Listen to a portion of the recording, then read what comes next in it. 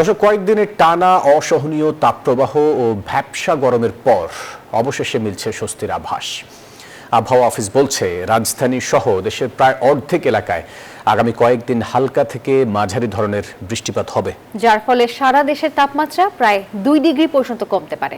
তবে এই স্বস্তি খুব বেশি দিন স্থায়ী নাও হতে পারে। 9 জুনের পর আরও গরম বাড়তে পারে। দীর্ঘ প্রতীক্ষার পর রাজধানীতে ভারী মেঘের দেখা মিললেও বৃষ্টি হয়েছে সামান্যই। তবে ঠান্ডা হাওয়ায় কিছুটা স্বস্তির ছোঁয়া পেল নগরবাসী। গত কয়েকদিন তীব্র গরমে পুড়েছে দেশ। ভ্যাপসা গরম আর বাতাসে অতিরিক্ত আর্দ্রতায় জনজীবন অতিষ্ঠ হয়েছিল।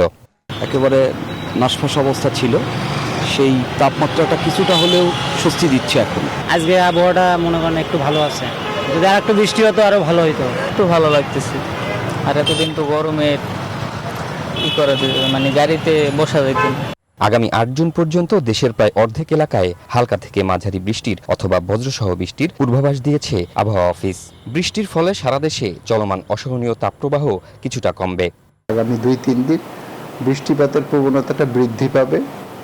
আর সেই সঙ্গে যে গত কয়েকদিন যে অসহনীয় একটা গরমের অবস্থা ছিল, এটা থেকে অনেকটাই পরিত্রাণ পাওয়া যাবে।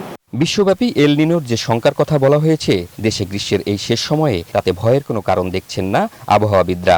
মনসুনে হয়তো বৃষ্টিপাতের পরিমাণটা একটু কম হবে, টেম্পারেচার হয়তো বা নর্মালের চাইতে একটু বেশি থাকবে। আসার কথা এটা যে আমাদের বর্ষাকালে যেহেতু এল নিনোটা অ্যাক্টিভ হচ্ছে মানে সামারের শেষে, আমার মনে হয় যে আমরা খুব বেশি এর দ্বারা ভোগান্তিতে হয়তো বা পড়বো না। তিনি আরও জানান, আগামী কয়েকদিন আবহাওয়া কিছুটা সহনীয় থাকবে। তবে বর্ষা সক্রিয় না হওয়া পর্যন্ত গরম ও আর্দ্রতার ভোগান্তি পুরোপুরি কমবে না। শিহাব জাহিদ, নিউজ 24, ঢাকা।